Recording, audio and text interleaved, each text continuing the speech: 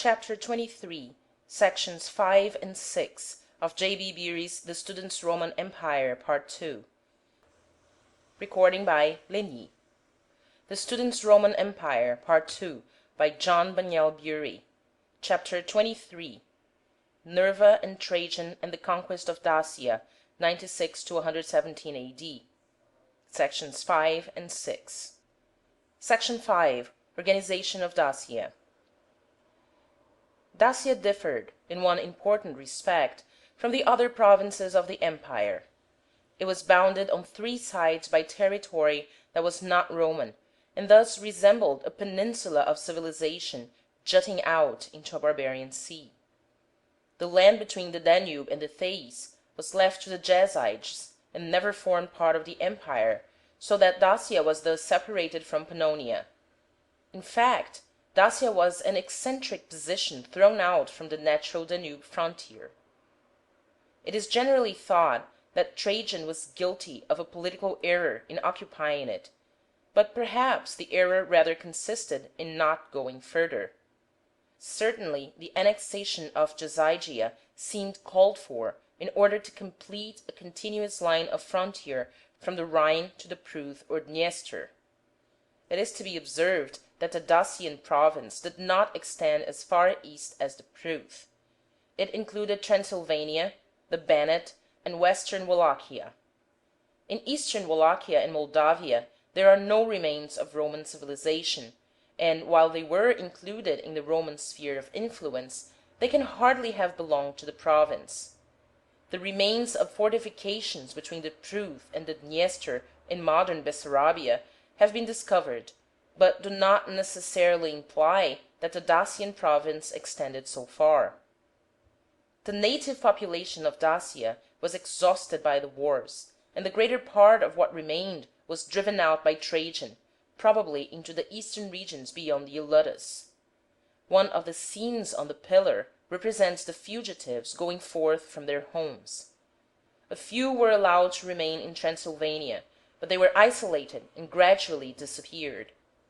The land was repopulated by colonists from all parts of the Roman world, especially from Asia Minor, and thus the province of Dacia never represented a nationality. Dalmatians, skilled in mining operations, were settled in the northern districts in order to work the valuable gold mines, which were probably a considerable motive in inducing Trajan to conquer the country. They not only rendered Dacia self-supporting, but were a source of additional wealth to the fiscus. The province was placed under a legatus Augusti pro praetore. The first governor, D. Terentius Corianus, was remembered as the founder of the colony of Sarmizegetusa under the name Ulpia Traiana. Apulum, however, further north, corresponding to the present Carlsberg, was more important than the capital of the Cibeles. It was the center of the road system of the province. Besides, these two cities, Nepica in the north and Tierna on the Danube, received ius Italicum. It is probable that Trajan left 2 legions as the garrison of his new province. Both Maesia and Pannonia were guarded more strongly than ever, 8 legions being distributed between them.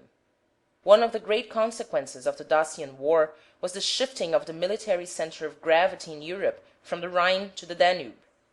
The legions which were taken from the German provinces were not sent back, except first Minervia, but were kept in the Illyric provinces.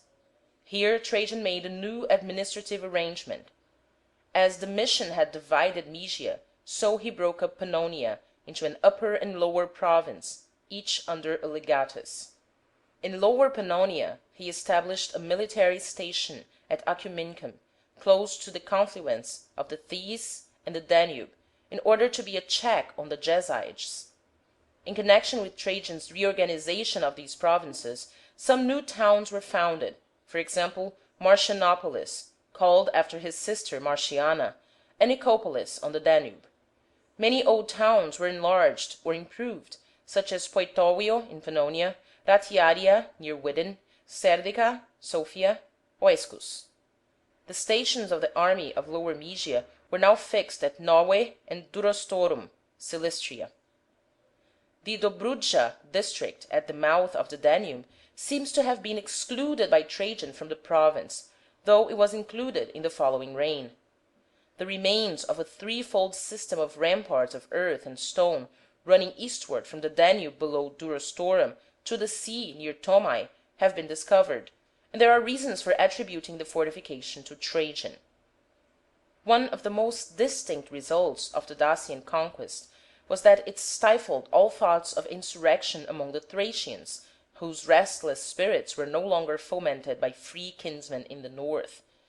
Trajan made Thrace, hitherto a procuratorial province dependent on Mysia, a province of the first rank under a legatus Augusti pro praetore. Section 6. Province of Arabia. While the emperor was himself reducing the newly conquered client state of Dacia into the form of a province, the governor of Syria, Cornelius Palma, was also bringing under the direct rule of Rome the elder client state of the Nabateans. Malchus, king of the Nabateans, had supported Vespasian in the Jewish war, and was succeeded by his son Dabel, who was destined to be the last of the line. The change introduced, doubtless for commercial reasons, by Trajan was really administrative, but was not accomplished without resistance on the part of the Arabs, and Palma was considered a conqueror of Arabia. Some outlying regions possessed by the Nabatean king were abandoned.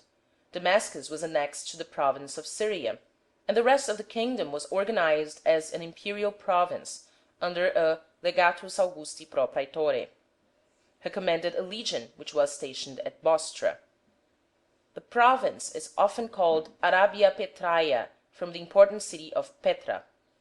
The country was protected by military stations. A line of fortresses protected the road from Damascus to Palmyra. Under direct Roman rule, which by its permanent military strength ensured peace, Greek civilization began to penetrate into these regions on the border of the desert. Hitherto, Hellenism, opposed by Jewish influences, had made little way here. Trajan's innovations made a new epoch. It is significant that no Greek monument dating from the time before Trajan has been found within the limits of the Nabatean kingdom, while, on the other hand, there are no inscriptions in the native tongue after Trajan. The commercial importance of Bostra, the new Bostra of Trajan, as it was called, dates from the time when it became the center of the Roman province. Its good position made it the great market for the Syrian desert, the Arabian highlands, and Persia. It became the rival of Damascus. Buildings sprang up rapidly in this land under Roman rule.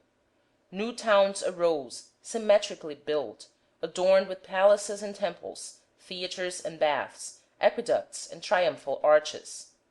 The architecture, owing to want of wood, developed some peculiar features, especially in the treatment of the stone arch and the dome, which give the buildings of this region a place of their own among Greek buildings of the imperial period. Another client state had ceased to exist a few years before. On the death of Agrippa II in 100 A.D., the last remnant of the kingdom of Herod was annexed to the province of Syria. In consequence of this enlargement and the subsequent addition of Damascus, Syria reached under Trajan its widest limits as a province, and as the legatus exercised control over the secondary province of Judea, his sphere of government was a very large one. End of chapter 23, section 6.